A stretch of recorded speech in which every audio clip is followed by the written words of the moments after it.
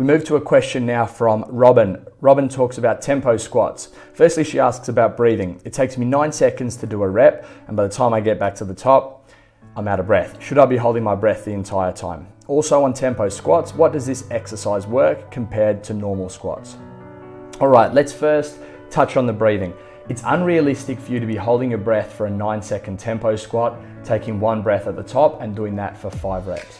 It's not going to be doable for you. So what you need to do is you need to be breathing when you can, and you need to be holding your breath and maintaining that Valsalva, that intra-abdominal pressure for the hard parts of the lift. And that's the concentric, that's standing it back up. So my advice would be control that eccentric with no breathing. So your lower is controlled and there's no breathing there.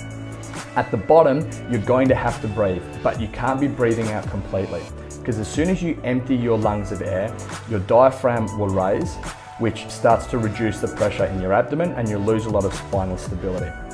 Now, obviously from an injury point of view, this isn't optimal, but also from a strength point of view, it's not great. So at the bottom of that squat, you need to be breathing enough that you don't pass out, but half breaths. So that sort of top half. Half breathe out, half breathe in, half breathe out, half breathe in. You don't want to be breathing out completely. Then big breath of air for the concentric as you stand back up, and then take a breath at the top and resume from there. I hope that answers the question on breathing. In terms of why we do tempo squats and what sort of tempo you should be looking at. Firstly, let's do a bit of an intro on contraction type, or muscle contraction type. 3 things your muscles can do. A muscle can shorten and contract, which is called concentric. It can lengthen and contract, which is called eccentric, where you're slowly lowering a load, or there can be an isometric, where you're held at a certain position. So a tempo movement, in this case, we're talking about tempo squats, but this can be done for almost anything. A tempo movement is based around these 3 types of contraction. So why do we do it like we do? Firstly, we have eccentric. So the eccentric, which is that slow lower, should be about 5 seconds. It needs to be long enough that you're not letting gravity pull you down, that you are controlling how fast you're going, you're controlling the descent. Now, what happens with eccentric exercise, and the reason this is so important for strength gains, is you get what's called sarcomere popping.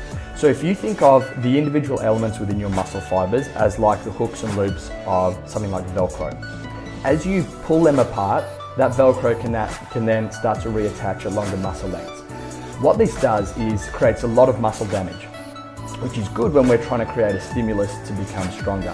So because we're creating a lot of muscle damage, our body then adapts and responds by helping to replenish that muscle through protein synthesis, therefore making you stronger. So eccentric exercise is great to increase strength, but it also increases the range over which you can become strong. So to understand how this works, you need to understand the relationship between the length of a muscle and the strength of a muscle. When a muscle is at a very shortened length, it's not able to generate a lot of power. When a muscle is at an extended length, it's not able to generate a lot of power. There's this sweet spot in the middle where you're able to optimize the amount of strength and power that you're able to produce. It's where those individual elements in the muscle fibers are overlapping to an extent where they can generate a lot of force. So if we can start to widen this curve, it's basically like an inverted U, where too short or too long we can't generate power, but that Goldilocks area where it's just right, we can have a lot of strength development there. So if you do eccentric exercise, what it does is it actually fattens this inverted U.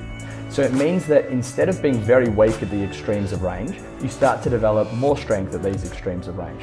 So not only will the eccentric exercise, that lowering phase, make you stronger, but it'll also make you stronger over a greater range. And if you think of a movement like the overhead position, and a lot of people are very weak overhead, it's not because their pressing strength is an issue, because they can bench press a lot. The issue here is that because their shoulders are so tight through shoulder flexion and through their thoracic spine, they're sitting at the end of this length strength curve. They're on that descending arm of the curve where they're no longer able to generate a lot of force.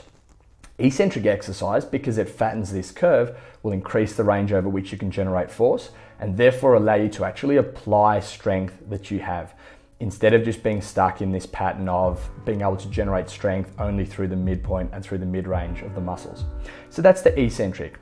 I would recommend a 5-second eccentric. It needs to be long enough that you are controlling the descent. You're not using gravity to pull you down. Then we have a pause at the bottom. My recommendation for this is 3 seconds, and here's why. With a 3-second pause, you're completely dissipating the elastic energy. So the elastic energy is a bounce, and this bounce can be used to our advantage in things like Olympic weightlifting, because it's important to build that excitability of the neuromuscular system to be able to store energy in the muscles and then release that energy to stand back up out of the squat. Your ability to store this energy in the muscles has a half-life of a single second. So if you squat, you pause for a second and then stand back up, you've still retained 50% of how much elastic energy is stored in the muscle.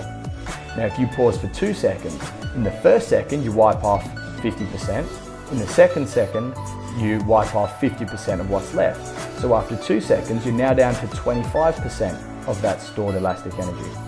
What the research tells us is that a 3-second pause is going to dissipate all of the elastic energy. So you pause at the bottom for 3 seconds, you're then having to concentrically stand up with no bounce whatsoever, purely under your own muscle strength. And this is why a 3-second pause is important. And this is why using a timer to time out that 3-second pause is really important, because 3 seconds counted out in your head when you're in pain, sitting under a heavy load, is probably not 3 seconds. So you should be setting up a timer for a tempo squat where you have a 5-second eccentric, a 3-second pause, and then 2 seconds to stand back up and begin that eccentric again. It means you're not going to be spending a lot of time standing at the top, and the time under tension is always time loaded under tension, not standing passively with that bar on your shoulders. Now, of course, we can learn from this eccentric strengthening work that we've talked about in terms of things like injury rehab, and also in terms of being able to train and not cause too much muscle damage. So although eccentric exercise is the best way of increasing muscle damage and therefore creating strength, it's also the easiest way to overtrain. So we can look at people who are injured or who are prone to overtraining or who want to do some extra training on more of a recovery day, and we can look for forms of exercise which are going to be less eccentric based. Therefore they cause less muscle damage. These are forms of exercise that cause less of these micro tears in the muscles, and yet you still get a decent strength benefit. So some ideas for this would be using a prowler or a sled, which contains almost no eccentric loading and is purely concentric. If you're looking to work on the anterior chain, doing some sort of backward sled or prowler drag. If you're looking to work on a posterior chain, some sort of forward prowler push or forward sled drag, making sure that you're heel striking and that you're going to be pulling on the ground, not pushing on the ground behind you.